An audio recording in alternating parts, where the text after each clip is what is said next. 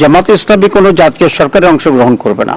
সম্ভাব্য প্রধানমন্ত্রী যিনি হবেন আমাদের জনাব তারেক সাহেব, উনি আজকে প্রধান বিরোধী দলের যিনি প্রধান হবেন জামাত ইসলামীর আমির ডক্টর শফিকুর রহমান, তার সাথে সৌজন্য সাক্ষাৎ করতে আসছেন, একটা কার্টেসি ভিজিট করতে আসছেন।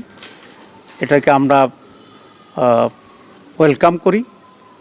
আমি মনে করি এই ধরনের নিউ কালচার নিজেদের ভিতরে থাকাটা এটা একটা গুণগত পরিবর্তন, ইটস এ গুড বিগিনিং।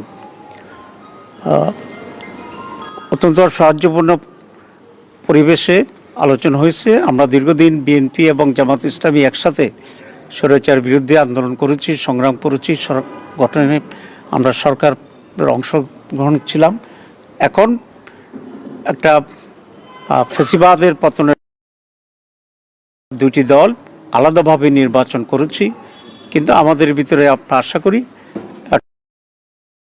একদমই আগামী সময়গুলোকে আমরা রাষ্ট্র পরিচালনায় সরকার এবং বিরোধী দল সমন্বিতভাবেই আমরা দেশের জন্য কল্যাণমূলক কাজ করতে পারব। আমরা এই ব্যাপারে একমত হয়েছি যে সকলে মিলে একসাথেই একটা কনস্ট্রাকটিভ ফিউচার আমরা গ্রহণ করতে পারবো, একটি নতুন বাংলাদেশ আমরা গঠন করতে পারবো। মৌলিকভাবে আমরা এই আলোচনা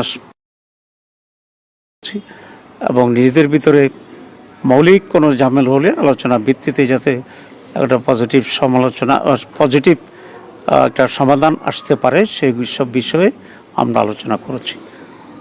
আমাদের আমির জামাত বলেছেন যে কয়েকটি প্রায়োরিটি বিষয়ে এখানে আমাদের আলোচনা হয়েছে। প্রথম কথা হচ্ছে ল অ্যান্ড অর্ডার সিচুয়েশন, মানুষের সিকিউরিটি ইস্যুটা হচ্ছে সবচেয়ে বেশি।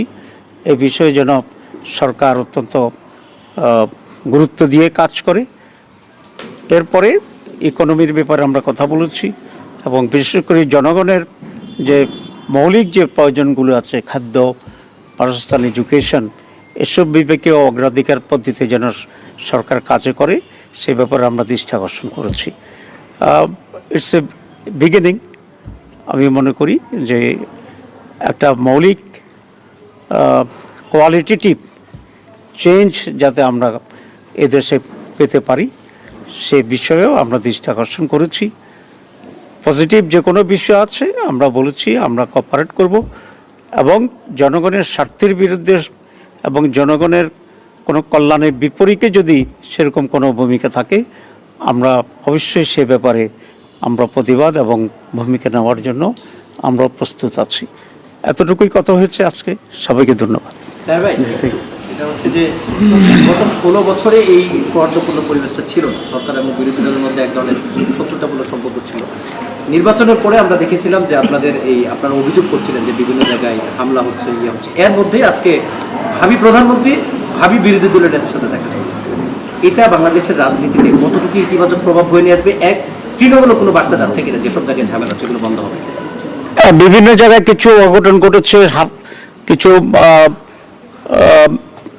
ধর্ষণের ঘটনা ঘটছে, হামলার ঘটনা ঘটছে, আমরা এগুলো দৃষ্টি আকর্ষণ করেছি।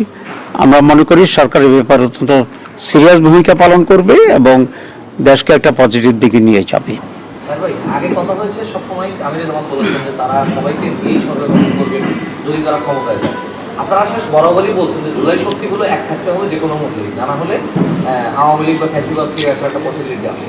সেক্ষেত্রে জাতীয় সরকার হবে অথবা এরকম কোনো পসিবিলিটি আছে কিনা সে ব্যাপারে দুই নেতার মধ্যে কোনো কথা হয়েছে কিনা, একসঙ্গে থেকে যত চলা যায় সেই আগের মতো বিরোধী দল না হয়ে? না, এখানে জামাত ইসলামী কোনো জাতীয় সরকারে অংশগ্রহণ করবে না।